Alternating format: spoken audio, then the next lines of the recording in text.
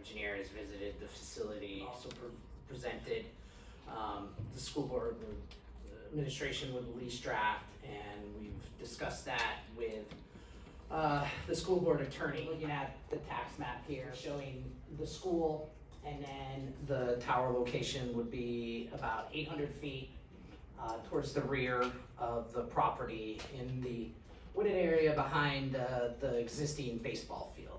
This is the exhibit drawing that our engineer came up with. Basically shows what I showed you previously, the location of the access road. The next steps, what we'd be looking at is Verizon would perform the on-site visit with our civil engineer, which we had done. That is complete.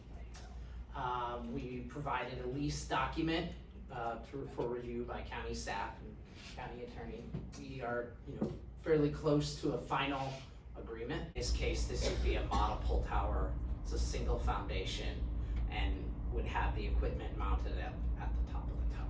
It is so critical that prior to the board saying, oh sure, let's send this to the county, we need to have a community meeting that gets a lot of press so everyone knows, so people aren't saying, I didn't know. Prior to any public meeting that we have with the community, I would like to ask that you get those answers to those questions so that we don't have to look at the public Sure. and say, I don't have that information. Sure. We need to be anticipating anything they may be asking.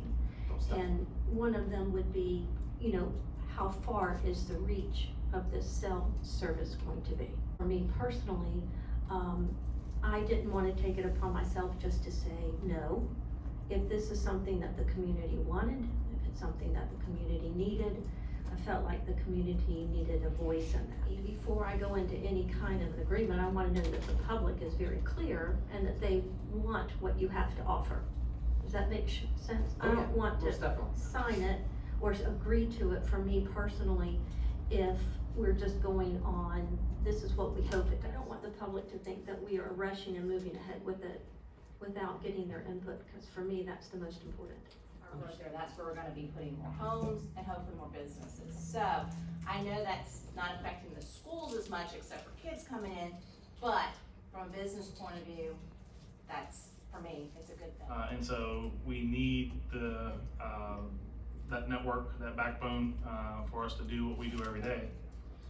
So I'm certainly not opposed to it in that sense.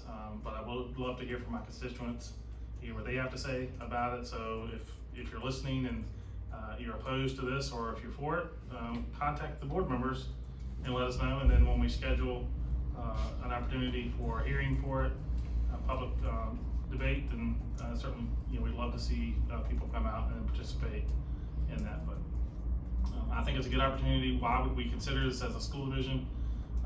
For me, it's in an area of a property that's not utilized for the schools, and it's an opportunity potentially for us to earn some money.